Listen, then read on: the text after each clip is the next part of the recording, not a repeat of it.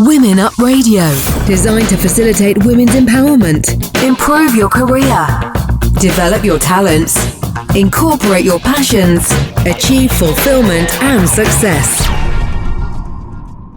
Hello, this is Women Up Radio, supporting Empower Women. And today we're talking about learning, creating, growing and empowering yourself from your own experiences and moving forwards more positively and powerfully.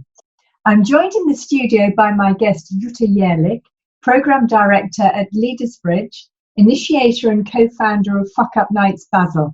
She's a technology, marketing, innovation and business development expert. Welcome to the program, Jutta.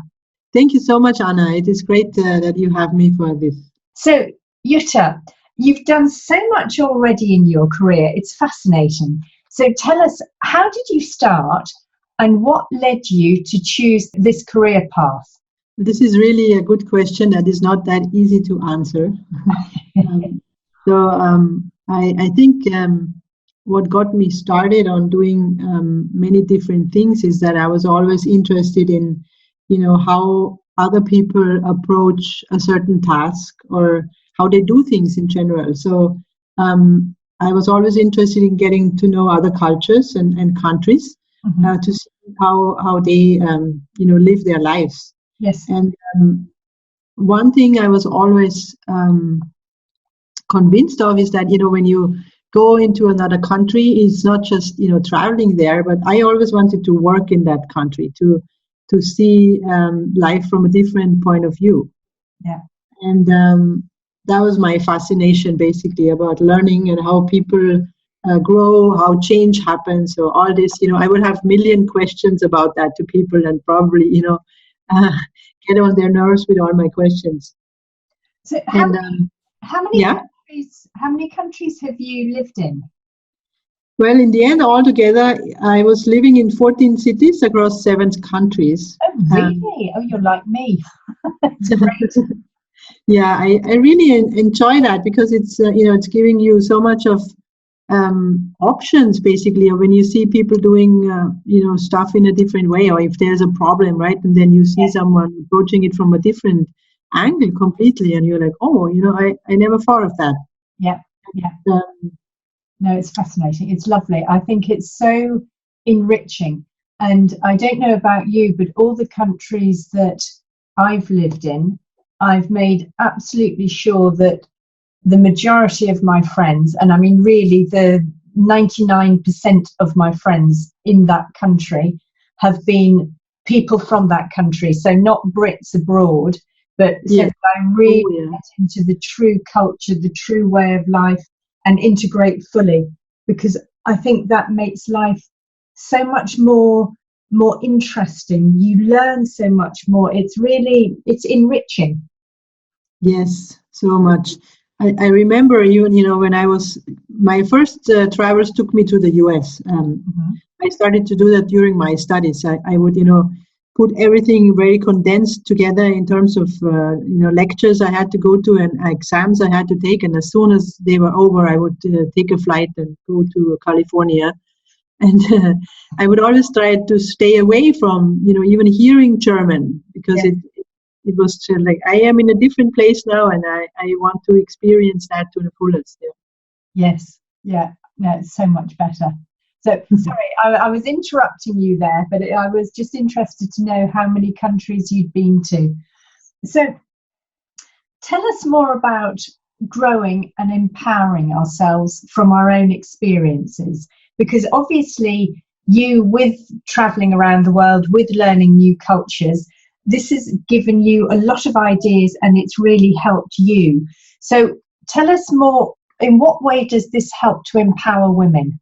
Well, going around the globe basically and learning different cultures and people, it's like you hear stories in the end, right? It's not, on this high level, but it's personal stories and people you interact and get to know. And I was always interested in their histories, how they came from point A to B or why they decided to do a certain thing. And So in these stories would give these different angles as well, and then they would say, well, this is something that happened to me, and it was not good, or I didn't feel good, and then I would of course also bring in my views and say, well, but in our country or in my view, this is actually good, and then they were like, I didn't look at it from that point of view. So it became this kind of a dialogue of looking at something that might have interpreted as something negative from different points of views. And I was always, I think we as women, we make our lives a lot harder by always trying to put the interest of everyone involved in a situation together and really find a solution that helps everyone involved, which is of course much more complex than if it's just two people having to come together and agree on something. Yeah. So I feel that especially we as women have learned that, and probably put into our cradles already, that we have to take everyone's wishes into account. And I believe the time really has come now with these fast changes in technology, that a lot of things have to be changed very fast. We have to learn very fast, which means fail very fast, to try out things, and that of course includes failing. Yeah. And but have to take lots of different viewpoints and different angles into account. And I think we are feeling more comfortable with this in society than our male counterparts, I think. So I think this is something we can be really proud of, and that we have to realize this as women. It was very difficult for me also to see that what I've learned in all my travels and different jobs and working in different industries, different sizes of companies, that this is really the asset I have. And it sounds very simple now, but it took me the last 1.5 to 2 years to really figure that out, that this is the core of the value I bring in when I work with my clients in my consulting. Yeah. So give me some, not exactly examples, but give me some more details, because you've talked about how one person can view something negatively and someone else can see it positively. So how can we learn and create positively from what can be some pretty difficult and negative situations? I think, the key question here, or the key point in this is about our emotions. What we think is negative or positive is very much attached to the experiences we had and the emotions that are attached to those experiences. Mm-hmm. I don't know, if you take a very simple example, it's like falling off a swing. It's there's also something you learn by falling off a swing, right? Yes. It's maybe it's also even something fun, flying off the swing, and even seeing that feeling as something positive, but then also learning to see where is that point where I'm still on the swing and where I'm taking off. Yes. So it's like when you start analyzing the situation that you perceive difficult or negative, you just find out, well, there are so many parts of it where I've learned something, a competency and an ability. Yeah. And going through, different cultures, and I'm sure you had those experiences as well. Even in many countries, they do not have all the resources we have and that lifestyle and standards we have. So, they're something that we perceive as negative. For them, it's like nothing. It's like, well, you just go on. And I mean, you have so many things in the background. You have a house, you have a roof over your head, you have food. It's like, what are you complaining about? So it's these different viewpoints that really puts you into your own space again, coming back to analyzing also those feelings that you have attached to certain kind of negative situations you think are the worst in life at that point when you're in those situations. Yeah, and then afterwards you see them completely differently. Yes. Yeah. And yes, I know you saying that you can view something negatively and another culture views it completely differently. I know living in France, they have a great respect professionally for people staying a long time in the same job or in the same company. Whereas to me, as a Brit, and having worked in several countries, the idea of staying a long time is like, it's the worst thing possible. It shows that you've got no ambition, you've got no adaptability. And it's really interesting to see the completely different views you can have from different cultures, and how you can help yourself by being more open-minded to everybody's view of things. So you can really turn nearly everything in life to a positive example.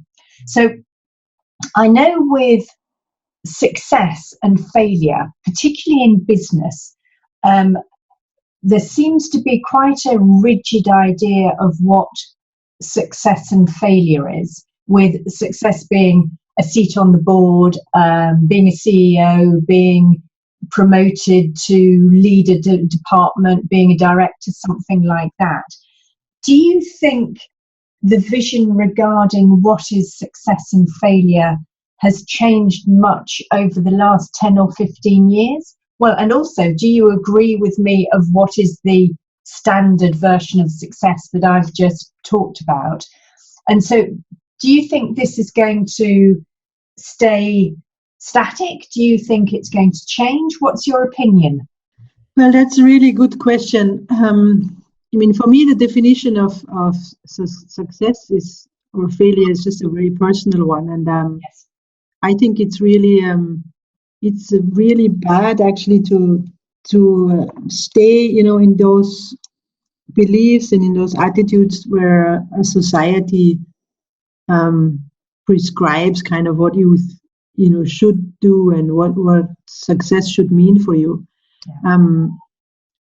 Just the example that you have given about employment and how long you stay in it, there's change everywhere in these perceptions and attitudes towards it. And I remember from my time in Japan, it was everyone in the world always thinks that in Japan you stay in the employment for a lifetime. But when I was living there and learning about their history, it was not like that at all. So it's something like you feel, well, this is a pillar of this Japanese society, but it's not true. So many times when I work with companies or also with people and go back maybe to the stories of members of their family, there is just so many different approaches, and I think our society has to become adapted, or we just have to become more flexible. Let's put it like this. I'm really struggling for words here. It's like we have to accept diversity and different approaches, and in all respects and in all levels of society. And ultimately, it's about being able to live together and to enjoy the benefits we have, yes, and to make the best out of the resources we have. If that is a family or a city or a region, in this time of globalization, we just have to see that we make the best of it. And yes, without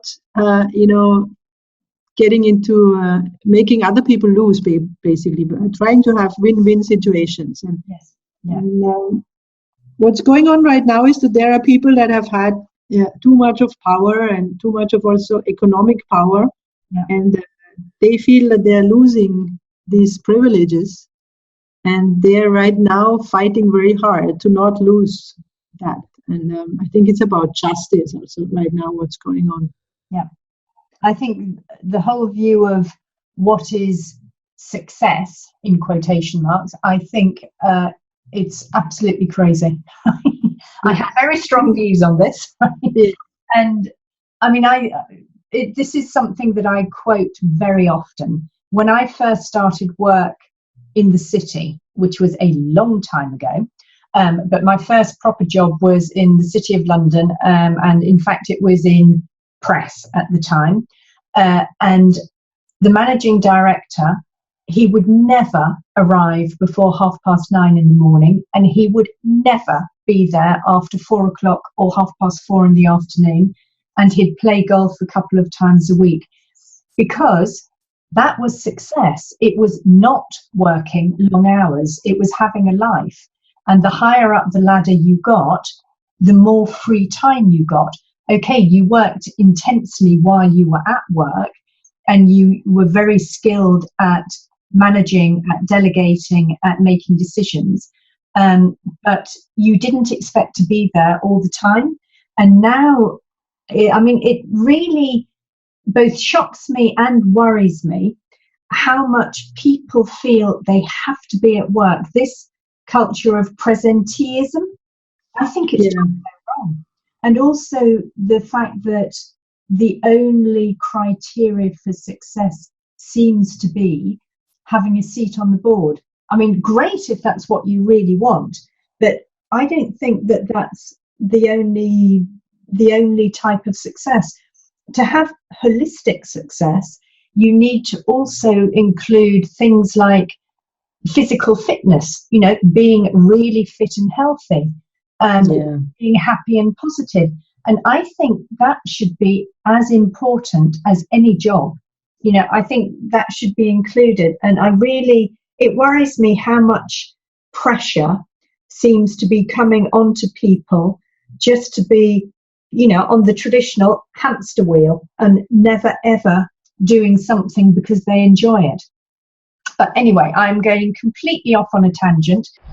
You are listening to Anna Letitia Cook at Women Up Radio. So, FuckUp Nights. This is something that intrigues me, and I think it sounds an absolutely wonderful idea. Tell me more about it. I know you've told me it's a movement, and it's to help everyone move forward positively and to learn from their mistakes rather than to drown in them. So can you explain more about the movement and how it started? Yes, sure.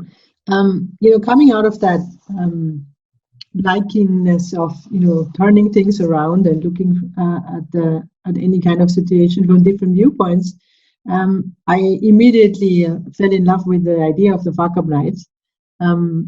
I am not so into the name, and that is a continuous discussion, I think, even in the movement itself. Yeah. And it started in 2012, where a couple of young people came together and they said, we don't want to speak about best practices and our successes anymore. We want to share some stories where we really fucked up, where something really didn't work out, where it completely broke, the company fell apart, or whatever the story was, and learn from them. Yeah. And it started actually in the private networks of friends. And now, after 5 years, actually last year in September, they celebrated 5 years. Really? They have reached 252 cities where those FuckUp Nights are happening. 252 cities. That's around the world, yes, in 80 countries. Oh my God! And it's just amazing. It started to just other people started to do the same thing, and it's a very easy format. It's 3 people per evening that share their story. Yeah. They have only 7 minutes to explain what happened, and a couple of questions after that. So it's a quite quick format to share your stories, and it's supposed to happen on a regular basis, or every month, every second Thursday of the month actually. And some of the cities, they don't do it every month, but on a regular basis. Yeah. And it's quite challenging. You can imagine probably if you have only 7 minutes to explain something. Yes. Yeah. Oh, but it sounds excellent. It sounds really good. And how many people normally would go to an evening like that? I mean, is it a small group, a large group? Well, it's depending on the city. In the meantime, I've got to know other organizers. The whole network basically is that there is a global team that pushes the topic, and this cultural change that we are after, liberating failure through the stories. And every city has its own organizer, independent organizer, and they can decide how they want to shape and form the format. So if you're in a bigger city, you have, of course, more people that would come to your events. I started the FuckUp Nights in Basel almost 2 years ago. Yeah. And we have about 60 people, around 60, 70 people coming to every event. So I would say it's a smaller format that we have, but Basel is also not such a big city. I know that in Zurich they sometimes have 200 people participating, and that's enormous. Yeah, I think actually that you could have that larger format, which is in bigger cities or in areas where you have maybe students or a lot of startup activity going on, and then smaller cities where you have this in a more intimate way, where kind of like a workshop, and so it's different ways, and it's also of course influenced by the culture. So you can imagine that a FuckUp Night in Switzerland or in England is very different to something in Thailand, maybe, or in Mexico itself. Yes. With a different framework around it as well. So, in Switzerland, we have a so-called apéro, which is a little bit of wine and crackers, so that you can have an open discussion afterwards. Yeah. And in Mexico, it's all about beer and music. And so it's just different cultural aspects of celebrating that is added into it as well. Yeah, I would like the Mexican way, I have to say. Yeah. I've got even if I am British, I've got a strong Latin blood in me somewhere. Tell me, with FuckUp Nights, with the principles behind it and what you do, how could we use these principles to help us and to bring more vision into our own careers? Yeah, the keyword of careers is an interesting one, because they've actually not coming out of the movement, but a professor, I think, in the US has started to publish his fucked CV, basically, if you could call it that way. What he did is basically he added all the positions and programs or conferences he applied for, and he was not accepted. So it's a very interesting approach, and that's of course also very much linked to our cultures, and not only the culture but the systems we live in. In the US, as you know, if you have gone bankrupt with a company, it's not seen as something bad, whereas here in Europe, it is. So there's also consequences that you might not be able to open a company again, or open even a bank account, or lots of consequences that are coming after having gone bankrupt with an organization. So I think we need to, as a society and as our systems, we need to change a little bit and take this possibility of failure into our account, and remove this stigma of having done something bad. Because learning is not bad, so failure is there. We can't remove that and say it is not happening. It's just something neutral, actually. So there's always a 50-50 chance, right, if you're right or wrong. So we have to be able to integrate that into our work to really be able to compete with other countries that are so much faster in these learning curves, and that's influencing our societies, our economy so much, especially with this digital disruption and transformation that's going on.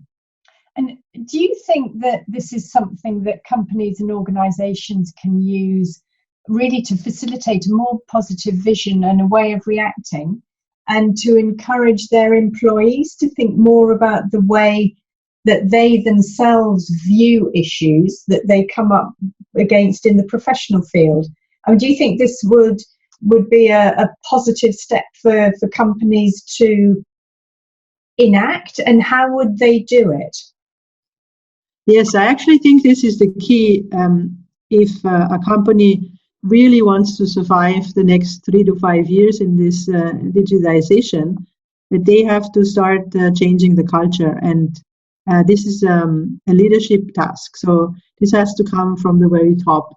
And there's lots of different ways of how you can integrate failure into processes and into making employees, feeling more free about being able to experiment, to test out things, and to develop more innovative products that are needed for the company to sustain themselves on the market. So there are different kinds of methods out there, and there's one that I've been reading about in the last couple of months.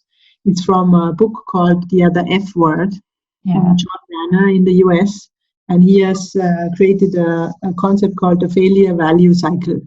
And it's all about how you can integrate failure into your normal work processes and into the way we think about it, and the way employees can think about it, to come together as a company and be able to stay competitive in the market. So there's lots of different ways. There's no one size fits all answer, and that's also the challenge, and the real challenge every company has, that you can't really take an example from another company and say, well, this is how we will do it as well.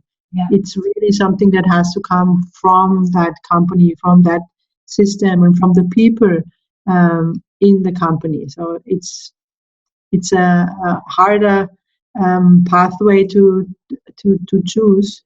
But I think there's no choice, actually. You have to go, our companies have to go in that direction. Yes, no, I think you're right. So, okay, so any last tips for us? Can you give us any simple tips or techniques that we could start using to help us improve our options and our outlook? So not regarding failure as being a disaster, but more of a learning curve?